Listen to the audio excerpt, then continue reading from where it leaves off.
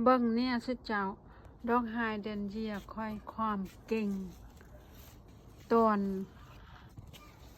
อนที่ว่าอากาศร้อนท่านั้นมันคือว่าแห้วหยุบไปเมิด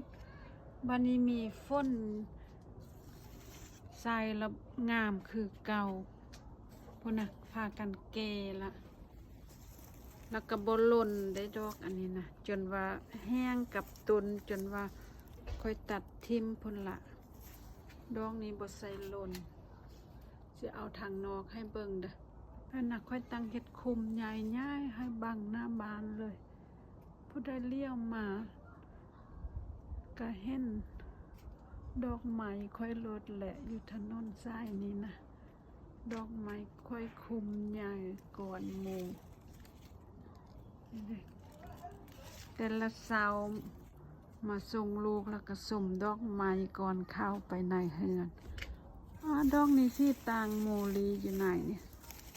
แห้งแล้วเด็ดเริ่มแห้งแล้วแต่ว่ามันบ่หล่นก็มันบ่ใส่หล่นจนค่อยตัดพุ่นแหละบางมือหน้าค่อยสิตัดไปอันใส่ให้มันแห้งกับแห้งแล้วก็สมนะสมดอกไม้แห้งนะซ้ำนี่พอดีตัดแล้วนี่นะค่อยจะเลือกเอาดอกงามๆเมื่อหน้าสิผ่าตัดเด้อตัดแล้วก็เก็บเป็นดอกไม้แห้งนะเด้งามเนาะ